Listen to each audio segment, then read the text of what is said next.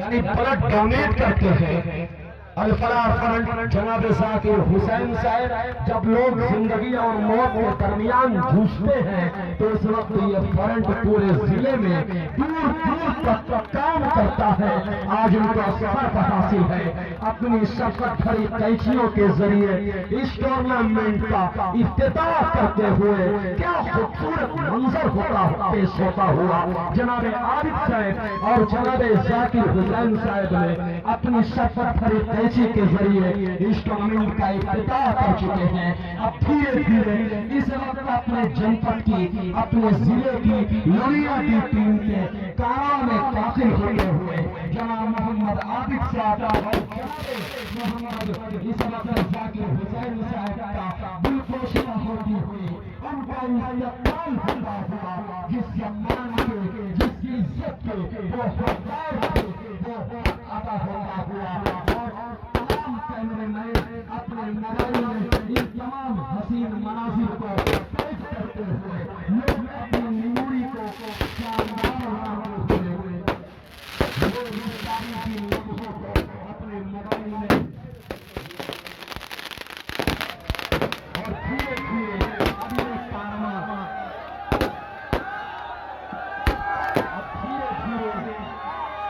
धीरे धीरे ये कारनामा ये दस्ता इस वक्त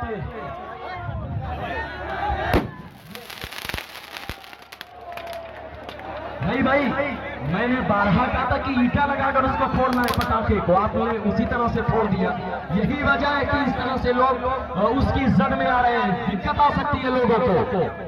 जिस तरह से पहले जब इफ्तिताह हुआ था बेचनी सरोज जी के हाथों से, वो दोनों तरफ ईटा लगाए थे। मैंने बारहा इस चीज को कहा था, इस तरह से पटाखा नहीं।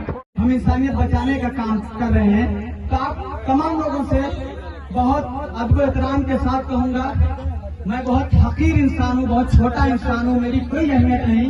आप तमाम लोगों का सपोर्ट नहीं होता तो शायद मैं ये काम नहीं कर पाता। मैं साजिद साहब जैसे लोग, हमारे दरमियान सऊद साहब जैसे लोग, अव्वल भाई जैसे लोग मौजूद हैं, जो लोग हमें सपोर्ट करते हैं और हम ये काम अंजाम दे पा रहे हैं। तो गुजारिश करूंगा हमारे साथ जुड़िए। आप जुड़ नहीं सकते तो कम से कम ये जज्बा रखिए कि जब भी किसी इंसान को आपकी मदद की जरूरत पड़े तो कम से कम आप खड़े हों, आप उसकी मदद करें। आप कभी, हमारे नबी ने कभी धर्म और जाति नहीं देखी। हमारे यहाँ गैर मुस्लिम भाई भी होंगे, उनके लिए पैगाम है कि कभी हमारे नबी ने, हमारे पवित्र कुरान ने सिर्फ और इंसानियत की बात की, इंसानियत बचाने की बात की है। तो आखिर में छोटा सा किस्सा सुना के आपसे इजाजत लूंगा।